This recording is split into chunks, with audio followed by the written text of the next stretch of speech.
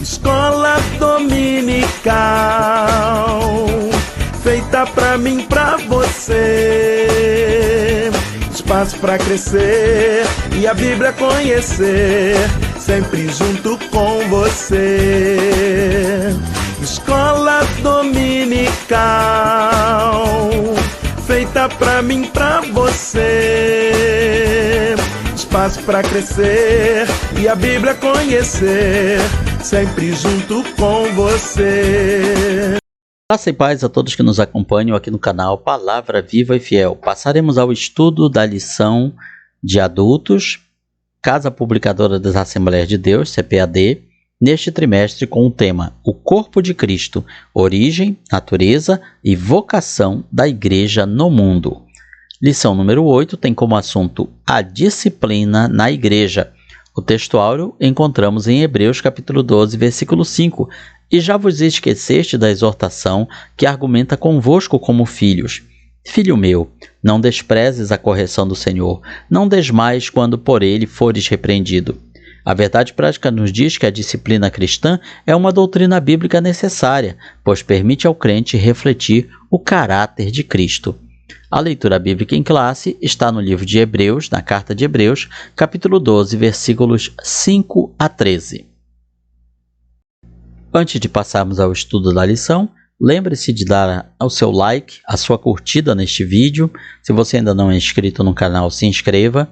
E depois que você terminar a lição, pode deixar nos nossos comentários alguma participação especial sua, algo que lhe chamou a atenção nesta lição. Se quiser também deixar alguma dúvida, alguma pergunta, nós teremos o maior prazer de responder. E também você não esqueça de compartilhar esta lição com os seus amigos, seus irmãos em Cristo, espalhando a boa semente neste grande campo missionário que é a internet. A introdução nos fala que nesta lição estudaremos sobre a prática da disciplina na igreja. Embora seja muito necessária, a disciplina como prática da igreja cristã vem sendo esquecida, negligenciada por muitos. Ora, uma igreja que não corrige seus membros perdeu sua identidade, não passa de um mero grupo social. O resultado disso são igrejas fracas, anêmicas, sem testemunho cristão. Por isso, o nosso assunto da disciplina cristã como um processo formativo do caráter cristão nas modalidades corretiva e formativa. O primeiro tópico nos fala sobre a necessidade da disciplina bíblica. Em primeiro item nos fala que Deus é santo. Santidade é um dos atributos de Deus e, por isso, é uma das causas que justificam a necessidade da disciplina na igreja. Eu sou santo, Levítico 11:45. Deus é santo e, como tal, deve ser reconhecido. Jesus mostrou na oração do Pai Nosso a necessidade de reconhecermos a santidade de Deus. Santificado seja o teu nome. Quando Deus se faz presente, a nossa pecaminosidade se evidencia. Vendo isso, Simão Pedro prostou-se aos pés de Jesus, dizendo: Senhor, ausenta-te de mim, que sou um homem pecador. Assim, quando o comportamento pecaminoso na vida do crente não é corrigido, a santidade de Deus deixa de ser reconhecida. Segundo item nos fala que a igreja é santa. Se Deus é santo, a igreja também deve ser santa. Vejam a ordem: sede santos, sejam santos, porque eu sou santo. 1 Pedro 1,16. Ao formar o seu povo, tanto na antiga como na nova aliança, o desejo do Senhor é que ele fosse um povo separado, ou seja, um povo com costumes diferentes, atitudes diferentes, mentalidade diferente dos povos que estavam ao seu redor. Na verdade, a palavra grega ágios, aqui utilizada, é traduzida como santo e possui o sentido de separado ou consagrado. Mas o que acontece quando a igreja não disciplina? Se a igreja, como corpo de Cristo, deve ser santa, da mesma forma o cristão, como membro desse corpo, também deve ser. A santidade faz parte da identidade do cristão. Logo, a falta de disciplina acaba embotando essa identidade. O que é embotar? É corromper, é tirar o brilho dessa identidade. Imagine que você tem uma carteira funcional, um RG, por exemplo, um registro geral, a sua carteira de identidade. Com o tempo, ela vai perdendo o brilho, devido à chuva, aos elementos, ela vai deixando de apresentar todas as características. Vai ficando apagado alguns números, algumas informações, e logo chega o momento que você precisa tirar a segunda via daquela identidade. Pois é, na vida cristã, a falta de disciplina é uma das coisas que acaba tirando o brilho da identidade do crente. Surge então a imagem do crente mundano ou crente carnal. Na verdade, esses adjetivos falam de um crente indisciplinado, alguém que não tratou ou não foi tratado aquilo que acabou se tornando um hábito pecaminoso. Nesse sentido, a falta de disciplina acaba destruindo o limite entre o sagrado e o profano. Portanto, uma igreja que não disciplina seus membros se torna uma igreja mundana, como vemos em Apocalipse 3,19, uma igreja que não tem distinção entre o mundo lá fora e os seus costumes e mentalidade e atitudes aqui dentro. O segundo tópico nos fala sobre o propósito da disciplina bíblica. Primeiro, manter a honra de Cristo. Quando se fala de disciplina, muitas pessoas franzem a testa e dizem: não, nós vivemos no tempo da graça, não estamos no tempo da lei de Moisés, que era olho por olho e dente por dente, então não faz mais sentido nós termos a disciplina. Ou seja, nós temos dois extremos. Aquela mentalidade de que nada justifica a imposição de uma disciplina bíblica. Por outro lado, temos pessoas dispostas a disciplinar as outras, nunca a si mesmas, por qualquer coisa que lhes pareça pecado, que lhes soe como errado. Temos então dois extremos. O que a nossa lição está mostrando é o ponto de equilíbrio. A disciplina bíblica, ela não pode ser nem de mais e nem de menos. O primeiro objetivo da disciplina é este, é manter a honra de Cristo, é mostrar que Jesus Cristo é um padrão tão excelente que ele muda a vida da pessoa. E naquilo que não mudar, a pessoa é disciplinada. Quando o pecado não é tratado na vida do crente, Cristo é desonrado. O nome de Deus é blasfemado entre os gentios por causa de vós, escreveu Paulo. Se não corrigido, o comportamento pecaminoso compromete o testemunho cristão. No caso da igreja de Corinto, onde um de seus membros adotou um comportamento flagrantemente pecaminoso, sem contudo ter uma resposta enérgica da igreja, condenando essa prática, levou o apóstolo a censurá-la. O que estava acontecendo em Corinto é que um dos membros, alguém daquela igreja, estava tendo um caso amoroso, um incesto, com a sua madrasta. E a igreja tolerava aquilo, o que era um absurdo. Portanto, Paulo escreve censurando, jogando na cara mesmo daqueles irmãos. Por que vocês não fizeram nada a esse respeito? Como é que vocês toleram isso entre vocês? Não é possível alguém adotar um comportamento pecaminoso sem que com isso incorra em julgamento divino. Segundo motivo para que haja disciplina bíblica é frear o comportamento pecaminoso. Outro propósito da disciplina cristã está no fato de que ela põe um freio no comportamento pecaminoso. Alguém poderia dizer: mas não precisamos colocar freios nem limite nas pessoas. Deixa que as pessoas vão criar para si esse freio, elas vão ter essa mentalidade de não pecar. Infelizmente, não é assim que funciona. Infelizmente, muitas pessoas só evitam de pecar porque elas não querem pagar as consequências, pagar o preço.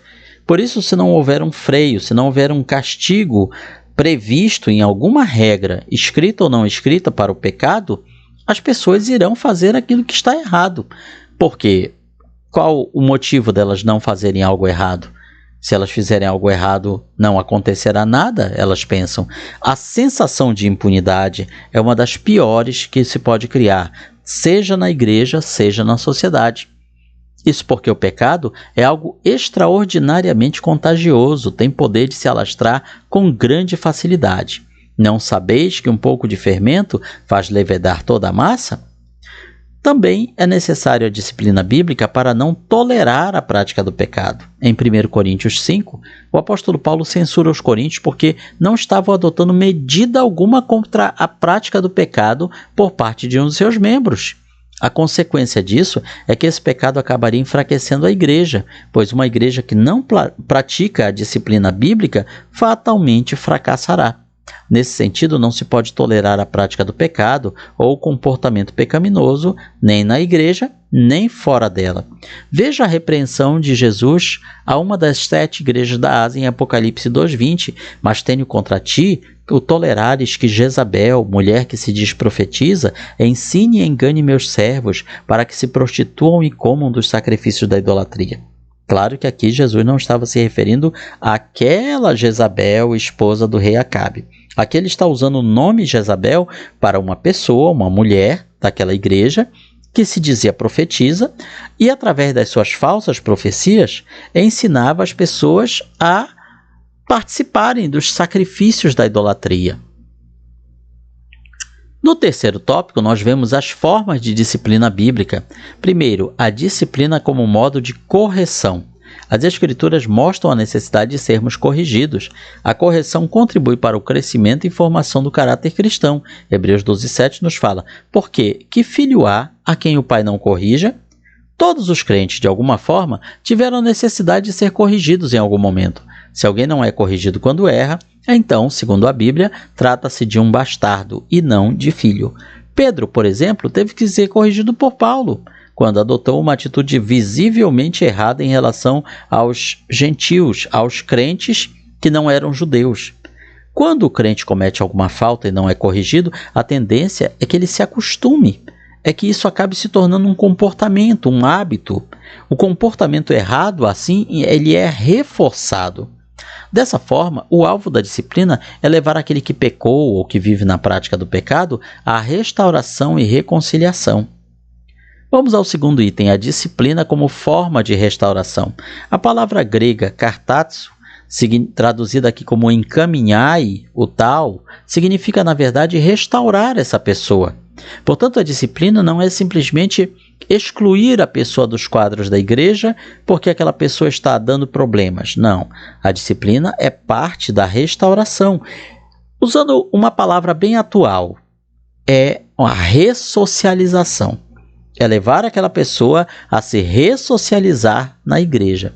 É uma palavra usada em Mateus 4:21 para se referir aos reparos, aos remendos das redes de pesca. O sentido, portanto, é fazer com que a pessoa atingida pelo pecado seja restaurada ao seu anterior estado de bem-estar com Deus, da mesma forma que uma rede de pesca volta a ter utilidade depois que ela é consertada. Nesse aspecto, dizemos que a disciplina cumpre o importante papel de restaurar o ferido, conforme a instrução do apóstolo Paulo à igreja de Corinto, para que restaurasse essa pessoa à comunhão. Mas não era restaurar de qualquer maneira. Vamos fazer essa observação aqui. Aquela pessoa tinha que se arrepender do seu pecado e abandonar o seu pecado, para que assim ela fosse restaurada. Falamos ainda da disciplina como um modo de exclusão. Esse tipo de disciplina também é conhecido como cirúrgica, isso porque o membro é cortado do corpo de Cristo. Tirai, pois, dentre vós este iníquo, ou pecador. Nesse caso, há um desligamento, não apenas um afastamento da comunhão. Em verdade vos digo que tudo que ligardes na terra será ligado no céu, e tudo que desligardes na terra será desligado no céu. Assim, o indivíduo perde a condição de membro pelo desligamento, já que o Senhor disse que ele passa a ser considerado gentil e publicano. Gentil não no sentido de amável, mas gentil no sentido de não judeu, não participante do corpo de Cristo. Ou seja, uma pessoa que deve ser afastada. Publicano, o que era o publicano na época que Jesus fala isso? É uma pessoa corrupta. Uma pessoa que tira dos outros o que não lhe pertence. Eram os cobradores de impostos, como Zaqueu, que fraudavam as pessoas. Diziam que elas estavam devendo a quantia X de imposto, recebiam, extorquiam aquela pessoa e a diferença eles embolsavam. Por isso, muitos publicanos eram ricos e corruptos. Com isso, a pessoa que é desligada da igreja, ela é comparada a todas essas qualidades. Qualidades de corrupção, qualidades de alguém sem caráter. Esse desligamento corta o vínculo da comunhão entre o membro e a igreja. Não há mais vínculo entre o crente excluído por esse processo disciplinar e a igreja da qual ele fazia parte. Concluímos a lição dizendo que vimos o valor da disciplina cristã sob diferentes aspectos. A disciplina se mostra necessária quando sabemos que Deus é santo e exige que o seu povo seja santo. Por outro lado, a disciplina também cumpre os propósitos de Deus quando ela conduz o cristão a se conformar com o caráter de Cristo. Uma igreja indisciplinada, portanto, perdeu o bom cheiro de Cristo. Aqui está, portanto, um resumo na nossa lição e na sua escola dominical você vai aprender muito mais. Comente, curta, compartilhe este vídeo e espalhe a boa semente aos corações.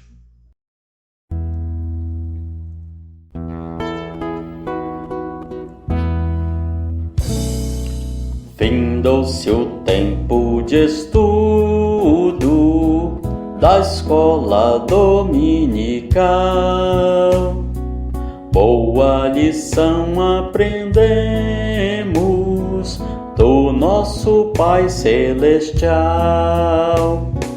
Despede-nos, Jesus Cristo, em tua paz e amor, e nos concede para sempre o teu celeste favor. Aos visitantes e amigos agradecemos também. Que a paz de Deus reine em todos e até domingo que vem. E até domingo que vem. E até domingo que vem.